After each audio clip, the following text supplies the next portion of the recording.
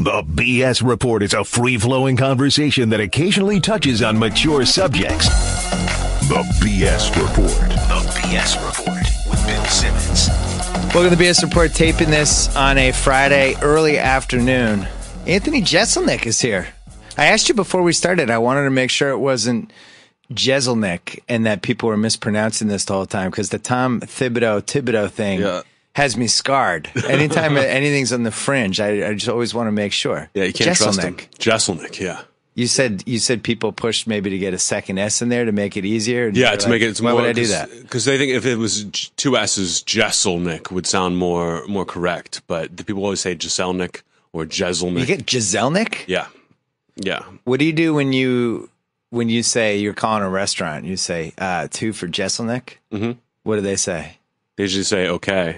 And they just try to spell it? Yeah, I mean, they'll ask me to spell it sometimes, yeah. Or they'll just totally mess it up themselves and figure it out. When I was in college, I got a lot of Simmons for some reason, even though I have 2 M's. Really? Yeah. That's just their bad. The professor in the first day will be like, is there Simmons? Bill Simmons? I'd be like, it's Simmons with the 2 M's. It's easy. So you've had a show. This is the second season. Although it's all been within 1 year, right? Yeah, we started our first season, I think, in February or late January, and did 10 episodes, and then they brought us right back. It's one of those shows that's cheaper the more you do it. Right. So they brought us back quickly in the summer just to kind of see. And it's one of those shows where I've got to get comfortable. You know, like it's basically I'm doing my own late night show. Right. Those guys famously need like 2 years to get comfortable. I've had, now 13 episodes to do as well as I can. So it's a bit of there's a big curve for me. I say this in the least ass-kissingest way possible. You got noticeably better during that first run. Oh, yeah, during the first episode. I always watch this stuff, and I think people don't realize with TV that the first TV anything you're going to do is going to be probably your worst, least most disjointed performance by far. I mean, you look at Conan's first episode. You look at I was on Fallon for his first episode. Oh God, he was manic. Totally, and I knew that was going to happen. I just thought, let me be as comfortable as I can be. I know it's going to be bad, but let me just try not to humiliate myself. Right. I did the first time I did PTI. I actually left it, and I was like, "That's pretty good." Yeah. And then if I watch it now, I'm going to kill myself. Oh, absolutely. Everything I look back on. Fidgety and frozen faced and all that stuff. But you don't know when you're doing it. You're like, I felt pretty comfortable. Oh, I did Leno on Monday, and I thought it went great. I was getting laughs. Everything was good. And then I watched it that night, and I was talking like a mile a minute. I couldn't believe it. You just picked it apart. Like, you had more energy? Yeah. Yeah. I was just like, God, what was I doing? I started doing the NBA show this year for us, and it's funny. Like, I never take it personally with like TV, because it's like, I'm not a TV person, I'm a writer. So I always felt like if somebody said, oh, you don't do this well, I would be like, yeah, you're probably right, I'll check it out. Yeah. But I noticed like you have all these little tics that you don't notice you're doing in the moment. Yeah. So I could be in the desk and I'd be like this, or like I'd have my pen and I'd be like, oh, I got to stop doing that. I look like a maniac. Yeah. And you just have to learn how to be kind of cool and still like this almost. You really do. And a lot of people they'll move their head around a lot. You shouldn't do that. And I think as a stand-up, I found out that if you take if you have one goal for yourself, you can always achieve that goal. If you're like, my goal is not to tap my pen this time, then you won't tap your pen, but then you'll do something else. Right. So after you eventually kind of get rid of all your chinks in your armor, that's when you're finally comfortable. You can only really pick apart one at a time. So it takes just experience of going up there and kind of flailing a little bit. Because I noticed like it was probably like the 5th show. I've watched every show you've done. I would say like around the 5th show, I was like, oh, he's getting it. Like this is the hosting thing. And because also like you're stand up, you got 2 people there. But sometimes when stand ups are all together, they get in a tendency of just they do their act and don't play off each other. Yeah. But that's what I liked about your show and also Jeff Ross's show. Same thing. It's like you get these people, the comics together, but they're actually like, it's almost like playing basketball. Like you're playing 3-on-3 and you're just trying to use each other, set some picks. And And when it works, it's really good, I think. Totally. It's so much fun, especially with 2 comics, because you don't have to worry about someone getting lost, and the pressure's not on one person. You can really just have fun and be loose with it. So everyone has jokes going in. Yeah. Most of the stuff we use is just us riffing and having fun. I got to say, the most riveting guest you have is your ex-girlfriend. Yeah. And she came on the first episode of the 2nd season, and you guys weren't dating anymore, Amy Schumer. Yeah. And the energy was awesome. Yeah. And you guys alluded to it, like you were cool about it, but just as a viewer who had no dog in the race, it was really cool. Like I enjoyed it. It was fun. We had to cut a lot of stuff because afterwards I asked the producer, can we use, because we would go back and forth about, our relationship and everything. And I would say, can we use that? And they're like, well, sometimes it was funny and sometimes it got a little too real. Oh, we really? thought was funny. What got too real? Just if I would, hit her about something or like make a joke about our relationship or something, and we would both be laughing, but the crowd would be like, ew. The crowd, hey, that seems a little like too inside. They're gonna side with her in that one. Every time, as they should. Is that weird doing comedy with your ex-girlfriend? I can only imagine. Yes. Yeah. What's the weirdest thing about it? It's weird, you're not in a relationship anymore, but we're both rising together at the same time, so you can't get away from the other person. Usually when you break up with someone, you go your separate ways and you figure things out. You don't see them again. We're still with each other all the time. That can be tough sometimes. When did you first meet her? We met when I was in New York, right about the time I started doing Fallon. We had met. So it was like 3, 4, 5 years ago? Yeah, 5 years ago? Something like that, yeah. When did you start doing comedy? This is funny, because I'm going to tell you, I sent you an email. When you sent me an email? Yes. Did I email back? Yes. When you wrote a column talking about how you were leaving ESPN to go write for Jimmy Kimmel Live. And I had just gotten into stand-up myself. And I wrote to you being like, it's so inspiring to see, I'm getting into this comedy thing, and it's a tough thing to get into. So to see someone walk away from a job that they obviously love to go do it was like really inspiring. And I was like, thanks it's just cool to see that. And you just wrote back, thanks, best of luck to you, Oh, interesting. Yeah. So this was like probably like, when did I do that? End of 2002. Yeah, yes. November, because I moved out here September 2002. Yeah, I started in 2002. So you were like 20 then? I was 20. I was 22 when I started. Yeah. I turned 23 at the end of 2002. And what made you decide, I'm just going for it? I wanted to be a novelist when I was in college. And then I realized what an awful life that was to live. Just like sitting in your room, just writing a novel. The loneliest life you could have. Exactly. Yeah. But I thought, what would my dream job be? I don't want to be a novelist. What am I going to do? And I thought writing jokes seemed like a lot of fun. And being in a room with people who were just funny and throwing out jokes seemed like I wanted a late night job. I wanted basically the job that I got at Fallon, especially a show where you could be building it from the ground up. When Louis C.K. would talk about building Conan, it sounded fascinating to me because you're just failing over and over again and you have to get better. And you get to do it every night. So I thought, well, let me go for that. And I met with a guy. My dad went to college went to Notre Dame with a guy named Jimmy Brogan, who was the head writer for Leno. That sounds familiar. Yeah, Leno. Yeah, the head writer for Leno. And so I met with him. He said, well, if you want to be a joke writer, just do stand-up. Because instead of just writing jokes, which you don't know what's going to happen with them, you can go up and tell them. And that way you get better at writing jokes. You can get your voice out there more. And instead of just having someone read it, they can just see you do it. So I started doing stand-up just to get a writing job. And I kept not getting hired. So by the time I finally got that job on Fallon. So you did stand-up to get a late-night comedy writing job? Yeah. Interesting. Yeah. And it just usually people do stand up because they want some half-hour sitcom when they used to hand them out all the time. Didn't occur to me to do that. I'll do stand up until I get a writing job and then I can quit. But I just never got hired. So as I started with guys like BJ Novak, Dan Mintz, guys who could have been amazing comedians but got jobs. And since I didn't get that job, I just got better at stand-up. So by the time I finally got the writing job, I was so interested in stand-up that I got my dream job and didn't really want it at that point. So the choice is basically you work for a late-night job, you're in the Writers Guild, you get health benefits, you get to go to the same place to work every day. Yeah. Versus going on the road, having to scrounge for gigs and figure out where you're going. You're living out of hotel rooms. Yeah. You're eating dinner at 10:30 at night. At Applebee's. Yeah. And you think a lot of people just grab the late night writing jobs.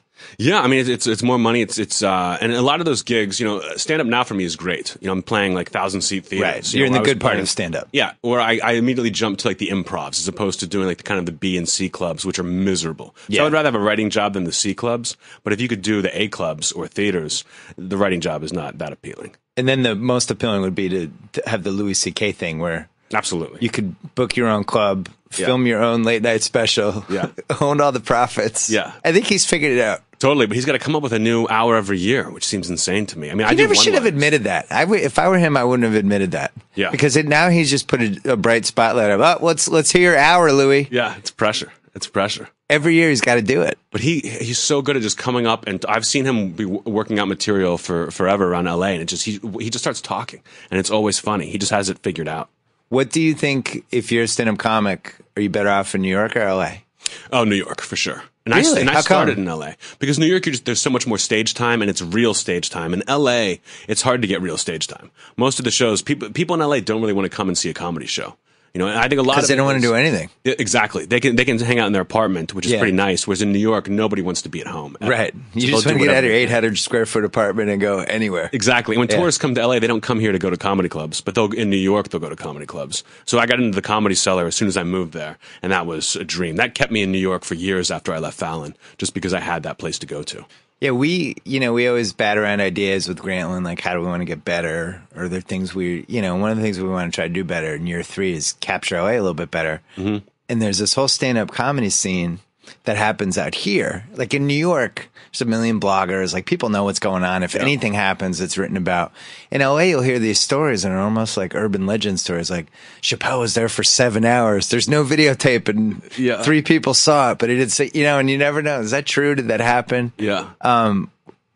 Don't you feel like that could be?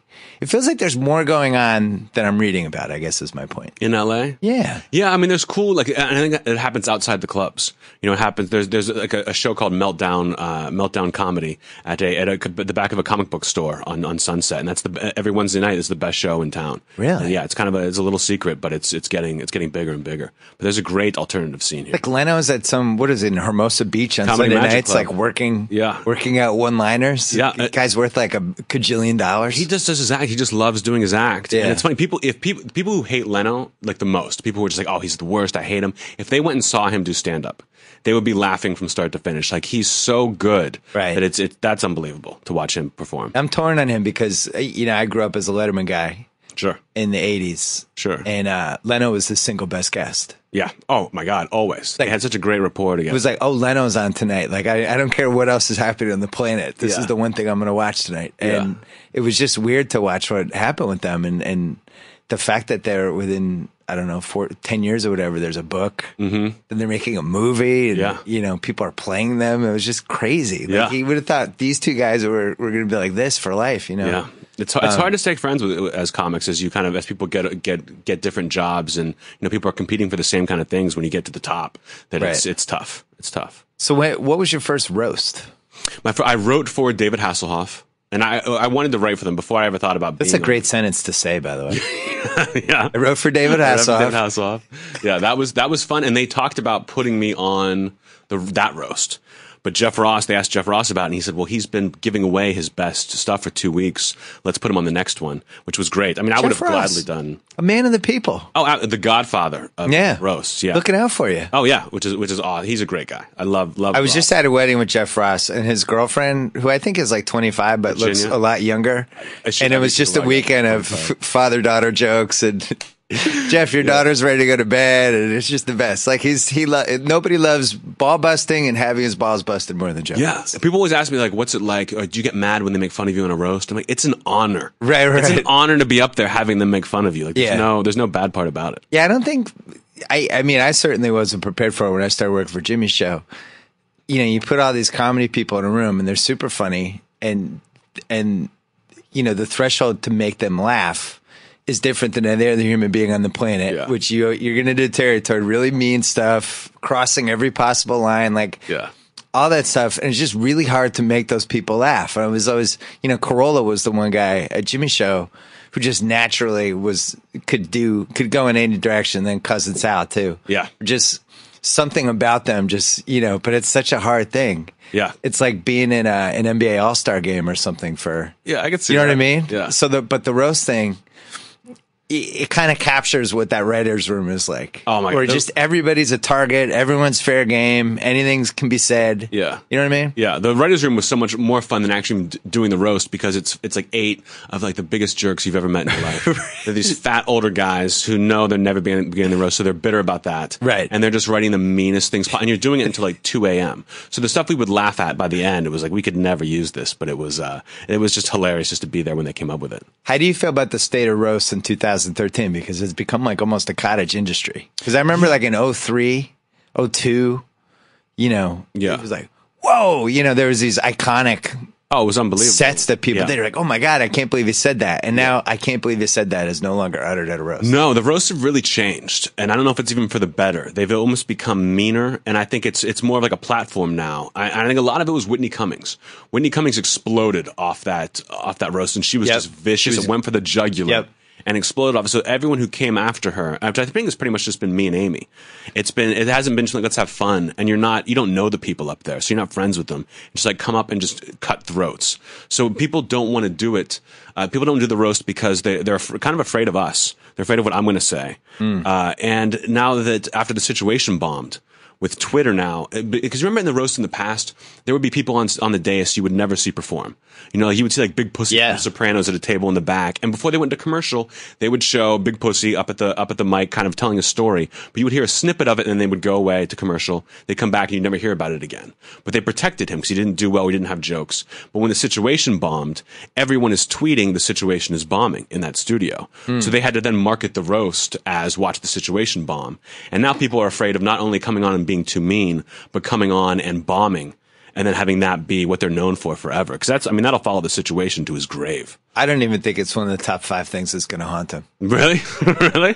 It was my favorite part about that is after he finished. I would say hooking up with Snooki is number 1, but go ahead. That's definitely top 3, I'm sure. But he goes up there and bombs hard, and they weren't setting him up to bomb. Yeah. They gave him jokes they thought that would do well, and he just couldn't tell a joke. He wore sunglasses. And he tried really hard. And he did actually kind of give it his all. Yeah. But he's used to getting booed. And when you see it on TV, it looks like they're just kind of booing him. In the room, they're screaming at him.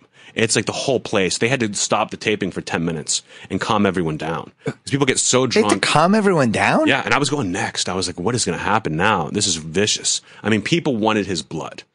And then he walks over to us. And to his credit, he didn't walk off stage. I would have left if they treated me like that. He walks over to us, and no one can look at him. Everyone on the dais is looking at the ground. He walks up, and he goes, 2 thumbs in the air. He goes, that was good, right? And we're like, yeah, man, more power to you. Yeah, I think he just gets booed everywhere he goes, and then they hand him a check, and he doesn't care. I think it was the Pamela Anderson roast. Jimmy did it when I was working for him, and Courtney Love was there. That was the famous Jeff Ross. How is it you look worse than Kurt Cobain? Yeah. Did they put that on TV or no? Oh yeah, that was on TV. On TV. I mean, everyone's just like nobody knew what to do, and she was a mess. And I think, to your point, they edited out a lot of her being a mess. Sure. And it could have been, had Much they worse. chose to, a lot worse, because she was not in great condition. But I think even leaving in that joke where he says, "How do you look better? How does Kurt Cobain look better than you?" That was like the foreshadowing what the roast was going to become. Yeah. Because that joke got such a big laugh that people started just going for that. If you could just have 10 of those, then you're the star of the show. That's how I got hired by Kimmel, because I wrote about the Shaq roast. Oh, really? And or as Emmett Smith, it was when Shaq was producing those roasts in 2000, and Jimmy was on one of them, and he was like the only good one. Yeah. And he was like totally fearless, and I just praised him for that. And then I get this email out of the blue like a day later. It's like, hey man, I've been reading your stuff, blah, blah, blah. And we just started talking. Oh, that's awesome. And then right after that, the ABC started talking to him. It was bizarre. I still wonder if I hallucinated it. How long were you on that show? I was 18 months. Wow. Yeah. And I was trying to still do my column. Did you enjoy And as you know, like when you're writing for a late night show, that's the job. You don't have time to do other stuff. Yeah, I couldn't work on my act or anything else. Right. Just, you went in there every day. So for me, it wasn't even as much as finding time to write the column. I was following sports. Yeah. Being able to see games. And we were taping, the show at 9:00 and trying to half watch these, and I just like, I got to pick. I felt like I had to keep my column. But it was an unbelievable experience. And I'm sure you feel the same way about the Fallon guys. Like, you're definitely bonded. Absolutely. And there's only a couple guys from the original crew still left over there, but it was an unbelievable time. So you were there from day one? Mm-hmm. Yeah, I was the first monologue guy they hired on that show. Interesting. I was there for a long time. I think 3 months before the show started. When did you think he got over the hump? After I left, probably. After that. Yeah. I mean, I think it was just him getting comfortable. And after a year, the press started getting better. People started coming on his side, and he didn't go through the same thing that Conan did. I think the roots really helped a lot. And Jimmy was more of a performer and kind of got into it. And he was able to get great guests. The fact that they were able to get the Rolling Stones to come on for a week, it speaks to how good he is at his job. That he wasn't snarky. He wanted everyone to like him, which was tough as a joke writer. We'd be like, hey, we've got this great joke about A-Rod and Kate Hudson, and I'm friends with Kate Hudson. I can't do it. So it was like fighting with a hand tied behind your back. Right. He could never be mean, and that's all I want to do is be mean. So it sounds like quite a match. Yeah. I didn't get a lot on. You were like his dark side. You're pushing him. Hey, but he doesn't have a dark side, so Yeah. it wasn't. So there was no room for that. I think they may have thought, well, if the critics really come at us or someone comes at us, we'll have Anthony here to kind of help us out. But that never really happened. Yeah. So I was my thing there was, why am I here? Like, why did you want Anthony Jeselnik to be writing for this show? Because you clearly don't want mean, vicious jokes. So I kind of just did it for a year, just to do it for a year. And I loved everyone there. And I didn't think Jimmy should be doing my jokes. I realized this is not for you. But they thought I was funny. You know, I was one of the only comedians there. It was me and Morgan Murphy were the only comedians that you worked Former with. Jimmy, yeah, I did. The tail end. Yeah. We were the comics. Everyone else was a writer. So we were like the funniest people in the room, but we got the least amount of stuff on because we were just talking for ourselves. Right. Which was still fun, you know?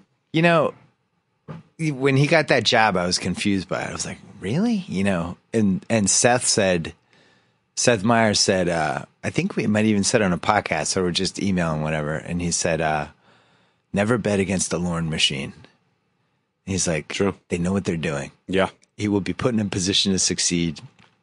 And even if he grows into it, it won't be bad. Yeah. Because there's too many people who know what they're doing. There's too many and basically everything he said was true. Like when you talked about getting great guests, that's part of the Lorne machine. Absolutely. You know? Absolutely. And I think, you know, Seth got the show that I guess was launching when, like January, I think February. I think it's right after the Olympics. Right. Lorne machine again. Oh, totally. And he got Mike Shoemaker, who. Shoemaker's the best. Yeah. Who, people were confused by that because usually you don't leave an 11:30 show to go to 12:30, but they're best friends. Like they wanted to work together. Yeah. But I think that's going to be good. I like. It seems like the right people are getting on TV lately.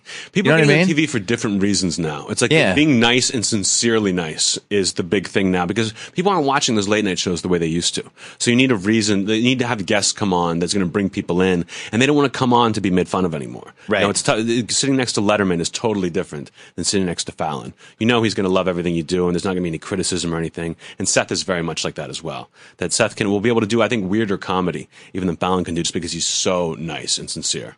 That's your biggest obstacle as with what you're doing now, right? Because usually the host is super nice. Yeah. And even somebody like Letterman who could be mean when he wanted to be. Sure. But he would rather have the guest be mean and then react off it. Exactly. Whereas you're trying to be a little mean too while also provoking the meanness. I only wanted to do this show, the Jeselnik Offensive, after being on Fallon for a year because I was just like, how would I do this show? It never occurred to me to be you do the evil version of the show. Exactly. I always call it the devil has a talk show. And I don't have even that person. Like a lot of times they'll have a sidekick where I could say the mean thing and the sidekick says, oh, that's too far. That's too mean. And then the audience can feel more comfortable. Even though I'm still just as mean, just having someone say something takes the pressure off. I don't have that. Right. So I just have to be mean and try to just sell it, which is the challenge, but it's really fun to do. And there's no reason a show like mine should work, but it does for some reason. And probably 10 years ago isn't a show because. Oh, not at all. Now the way TV's going with niches. Exactly. Niches? Niches. So one of those words I've never been able to say. There's no right way to say it. But that's where TV is now. Nathan For You is not a show 10 years ago. Not even. Now that's a show that's a season pass for me. We had him on the podcast actually. Oh, really? He's great. Great. Yeah. And a really good show that I enjoyed and went in a different direction every episode. But it's good. Stop trying to make everything more broad. Yeah, you know, it's like do what you want to do, and we'll see if the audience is there for it. Because whenever someone tinkers with it, you're just making it worse. So how'd you pitch it? I pitched as soon as I left Fallon. I pitched it. Devil as a talk show. I'm going to do my version, and they said it sounds too much like Colbert and Stewart. We're not looking for that. And then after I did the Trump roast, they're like, "What do you want to do?" I said, "Same thing," and they said, "All right, let's try that." It was supposed to be a 4-night-a-week show on at midnight after Colbert. 4 nights a week? That's what they were looking for to compete with Adult Swim, who was just kind of killing them after midnight. Right. And then they had a bunch of people try a 4-night-a-week show, and then they decided the budget was too much. So now I think they're putting a Chris Hardwick kind of game show in that midnight slot. But they liked my show enough, they thought, all right, we'll give you a 1-night-a-week show. You would have had to do a different show if it was 4 nights a week, I think, right? It would have been to tweak it. It would have been a little different. It would have been a little easier, I think. You know, Bill Maher once said that doing a show 4 or 5 nights a week, it can only be so good. But once you have it 1 night a week, it's got to be great. Got to kill it. Yeah. So there's I would still do a monologue, but the jokes would be weaker because I don't have a week to do it. I have a day to do it. And then the act 1 piece would be a little more low budget. I wouldn't be able to go out and film something every week. And then would rely more heavily on the panel, I think. Bill Maher, I guess, would be the best example of somebody who will definitely go after the guests. Oh, yeah. And will provoke them. Yeah. And if he doesn't like them, we'll just run them off the stage. Totally. Basically, we've seen him do it. And I'm always surprised they always get that conservative guy on, to sit on the far left side and just get punching bag crushed the guy. whole time. Yeah. The crowd's going to boo everything he says, and they just have to get through it. I'm shocked they get someone to do that. I would be afraid to go on that show. Oh, absolutely. I feel like it's almost like you have to fire back at him immediately, and then you're fine. But when he lobs that first grenade at you, if you don't pick it up and whip it back at him, that's it. He's just going to feast like a hyena. Yeah. I knew. It's a fascinating show. It is. Especially when there's stuff going on. Yeah, absolutely. Like right now. You've seemed like most part you shied away from, or you on your show, you're shying away from the Bill Maher type stuff. And I don't really care about the political side of things. I'm more into human nature. I like the death, and I like trying to make difficult subjects that are difficult to make funny. I like going after those. And I think Bill Maher, a lot of it is kind of preaching to the choir because his audience loves him. Right. When he says a comment about, Michelle Bachmann, they're going to cheer. There's no risk there.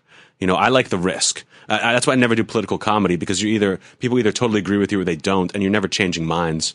It's more fun to me to talk about experiences that everyone has. Everyone's experienced death in their life. Everyone's experienced tragedy. So let's try to make people laugh at that. Is there a moment during, how many shows have you done now? Like 12? I taped my 13th episode last night, so it'll air Tuesday. Was there a moment you felt like, ooh, that one went too far?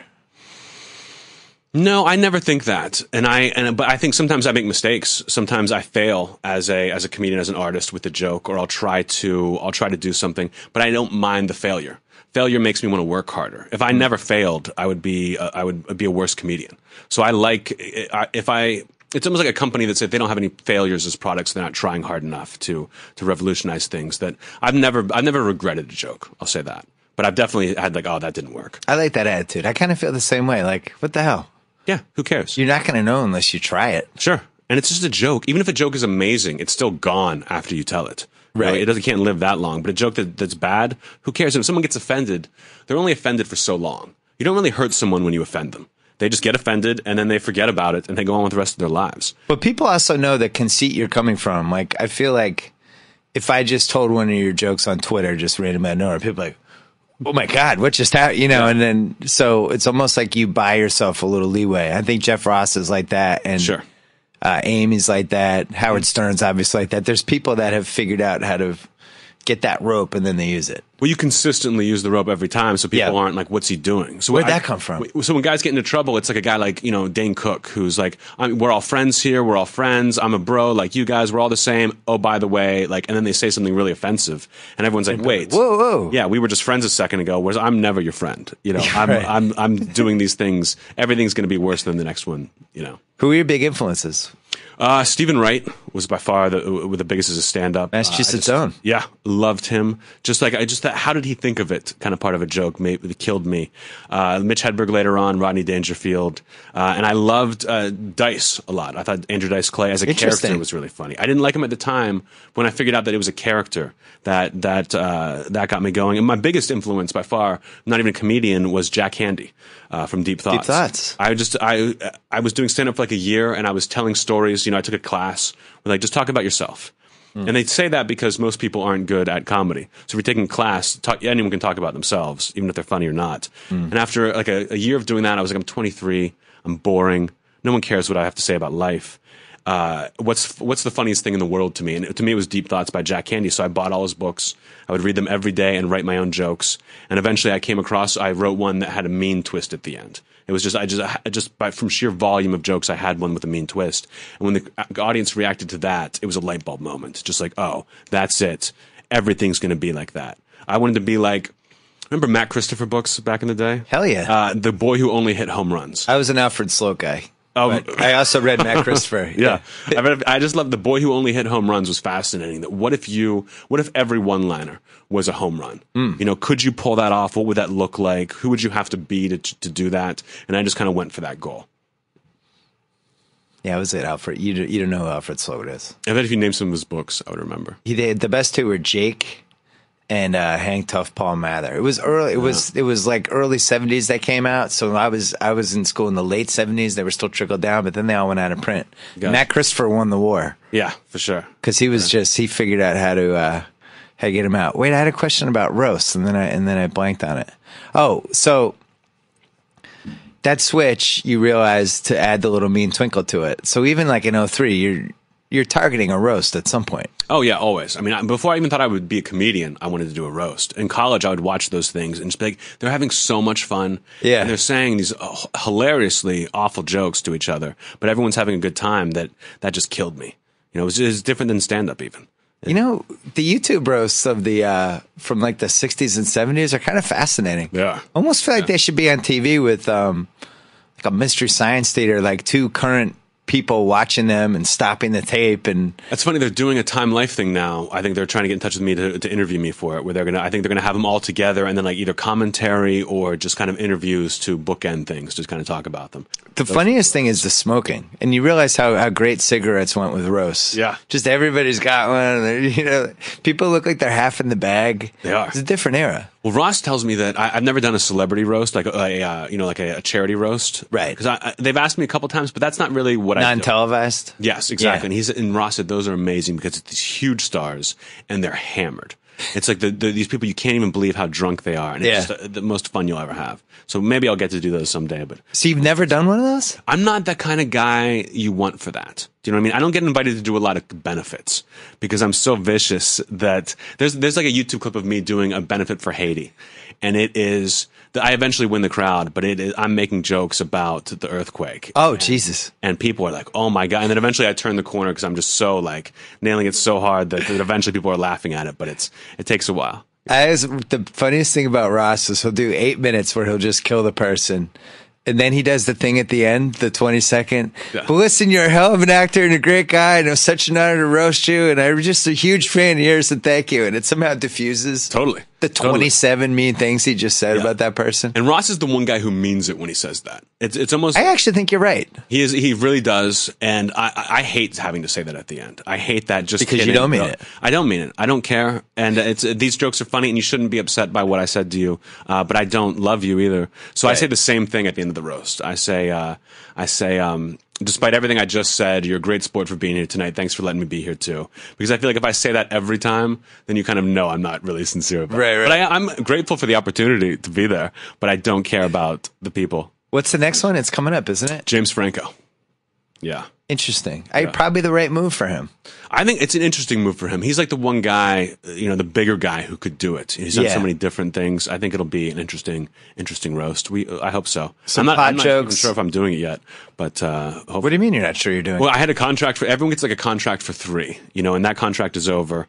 And I enjoy doing them, but I also kind of feel like I've done them. My first one, I was like, these are the best jokes I have. The second one's like, let's try to, stick to that bar. Third one, I feel like I'm repeating myself. Even if the people are watching it don't think that, to me, it seems like I'm going through hitting the same beats again. Right. That I could not do the roast and be happy, but it's such a nice boost. And now I'm so tied to Comedy Central that I kind of have to. I have to do the thing. We always wanted Sal to do a roast as Jeff Ross because he knows Jeff's act so well and all the beats that he can actually, and he does the voice. He does a great impression. I can imagine. Oh yeah, he does, and just put the wig on and just come out. But Jeff would never relinquish a roast spot. I don't think. Never. It's his corner. Yeah, it's his baby.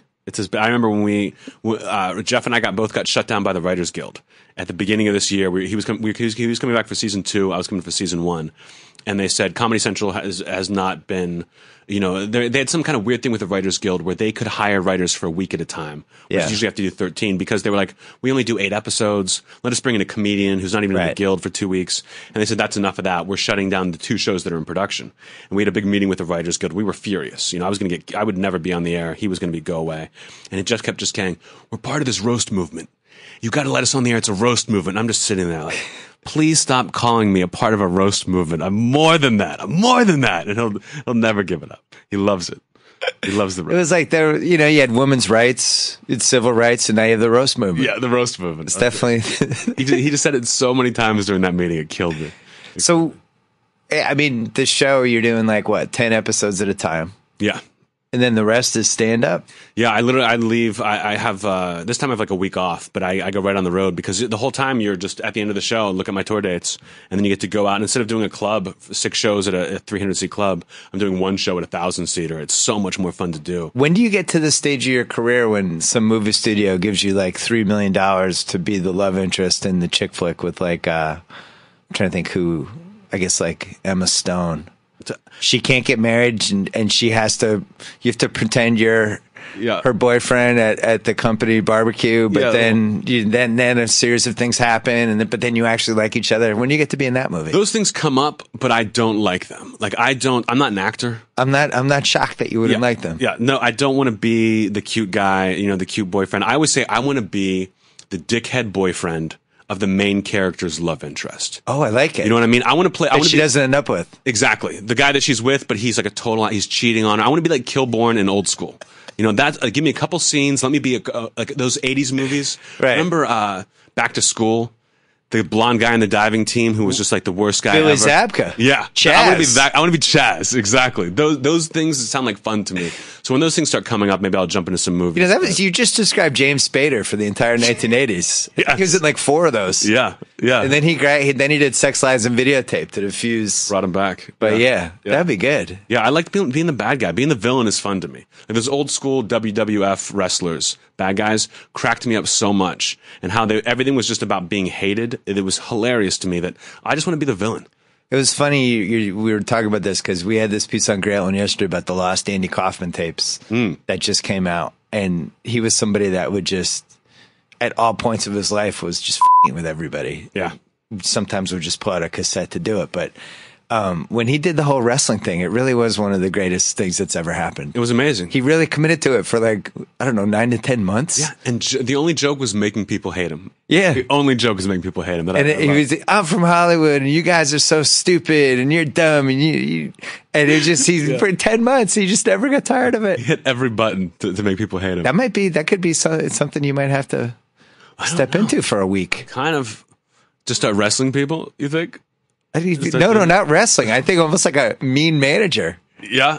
Oh, that would be fun. I would do that in a heartbeat. To crowd 18,000 people chanting that you suck. Oh, so much fun. Now, when I'm on stage now and I'm doing these 1,000-seat theaters, I'm trying to get them upset. Like at the end, I'm like, let me try to get a joke that you guys aren't into that upsets you guys. And I can't do it because they're there to see me. So at the end, I have to just attack their sports teams. The only time Smart. I try to get St. Louis to boo me for an hour, and finally I was like, the Blues are the worst hockey team in the world, and there was just a cascade of boos, and it felt great. It felt great to hear that. Like, I did this. And then they forget about it and they move on. A couple of wrestlers have figured that out over the years where they'll be in St. Louis and it'll be like, blah, blah, blah, like your lousy hockey team. People are like, whoa! Yeah.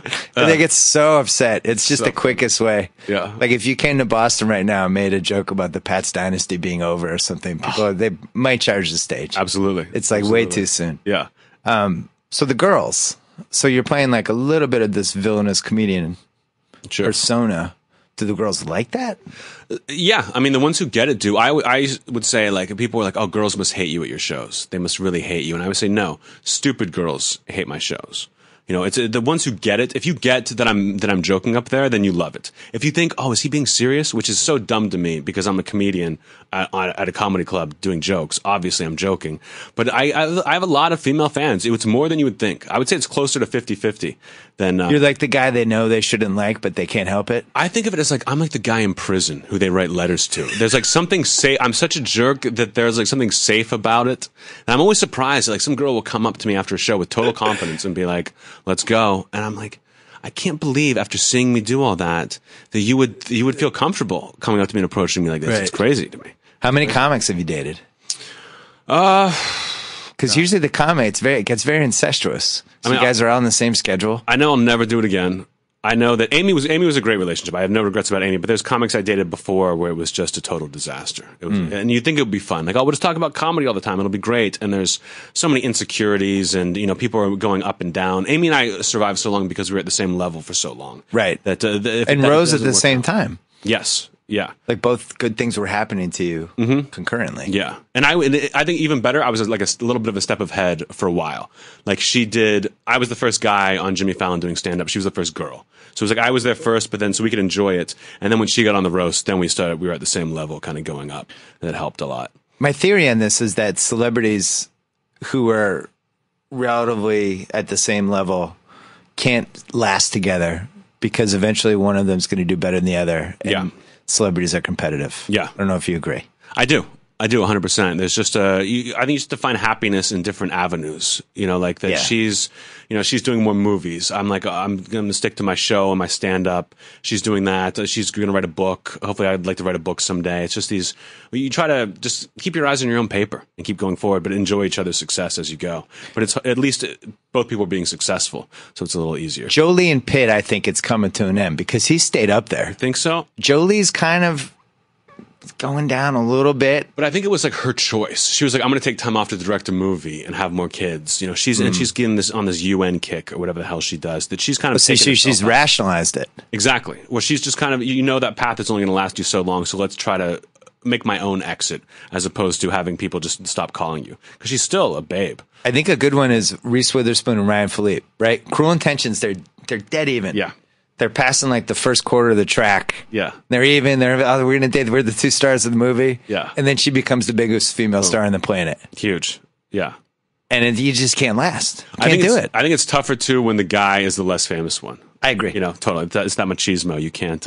You can't deny it. Yeah. If I was dating some other sports writer in 2001 and we married and then they just became like a phenomenon out of it. Yeah, I think I would have taken it personally and resented them the entire time. The only time that's just who I am. The only time it was hard with Amy would be during roasts when people are making fun of her.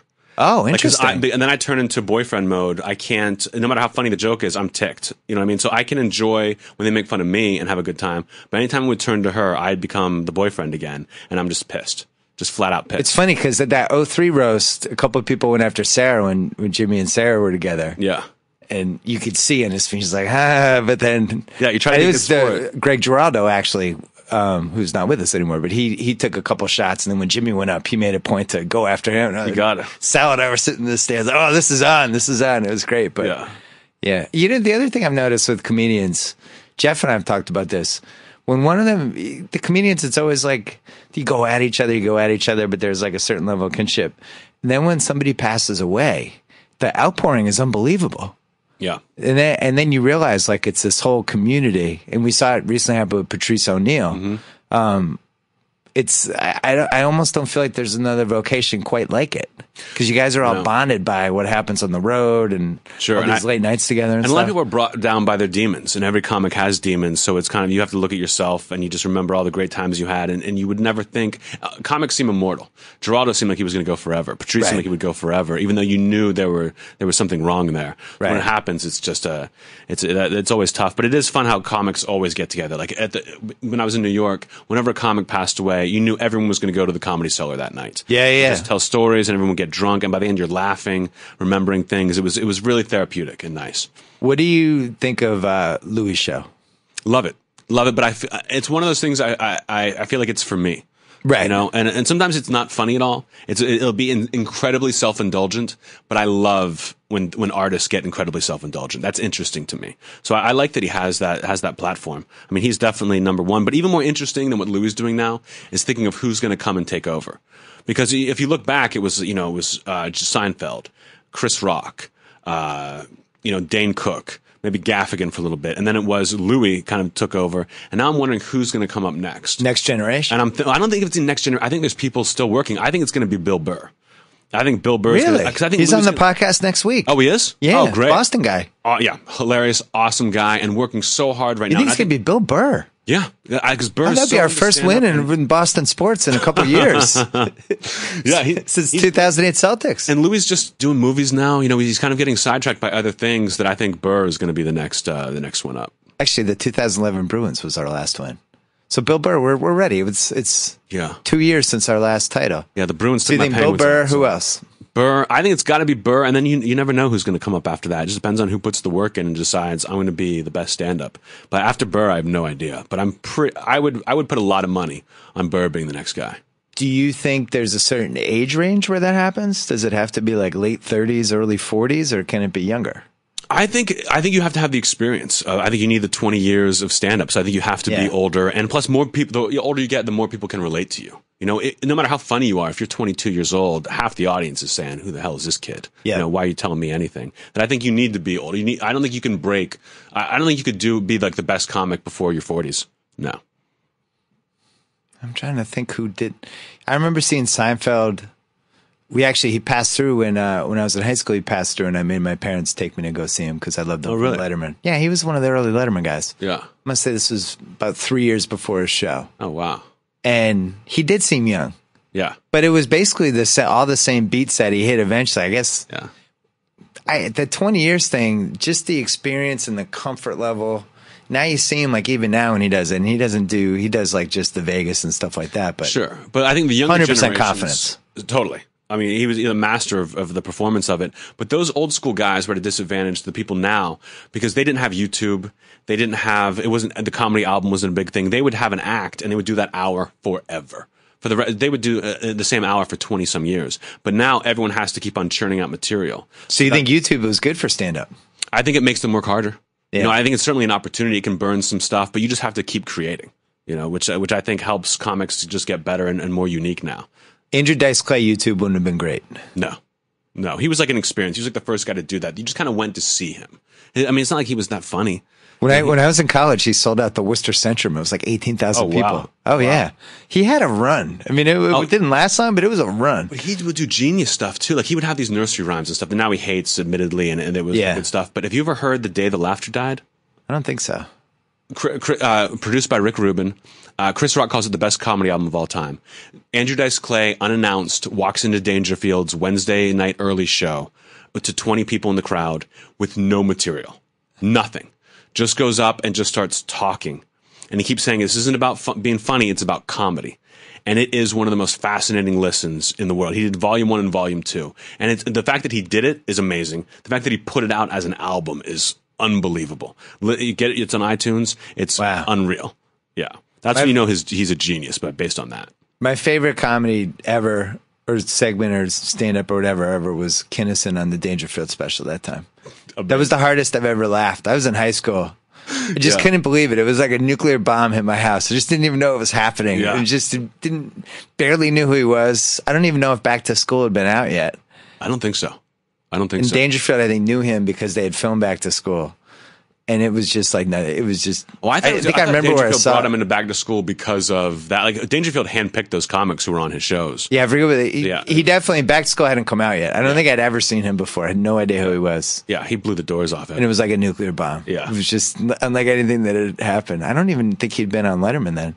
No. But Letterman used to have, he used to have his old guys that he went up with, and some of them were clearly guys that, who would give him Letterman money for cigarettes in like 1978. He felt indebted to them. Exactly. There was that crew. Yeah. But then he also had really good taste at who the up and comers were. Yeah. He'd have and Carson would always get to those guys late.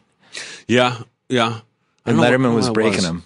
Yeah, Letterman at the time, and now Letterman doesn't seem interested at all at having comics on. Not many late night shows do anymore. It's just the way the doesn't the research say that people check out because if they don't like the comic, they check out if it's a band, or people stop watching anyway. But a band or a comic, it's the worst ratings you're going to get, by far at the end. But no matter what you put in there, I think it would be bad just at the end. But those things don't help you at all. So what do you see yourself doing in 10 years? I don't know.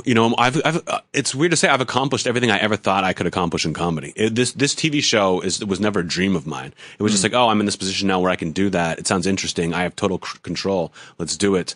That after the show's done, I'd love to be able to do 5 or 6 seasons of it, and then keep doing stand up and just see what comes my way. If a movie role came up that I liked, maybe I'll write a movie. I'd like to eventually write that novel, but I don't know when that'll happen. But I know you don't stay hot forever in this business. So when things cool down, we go for a book. But I'm just going to take things as they come.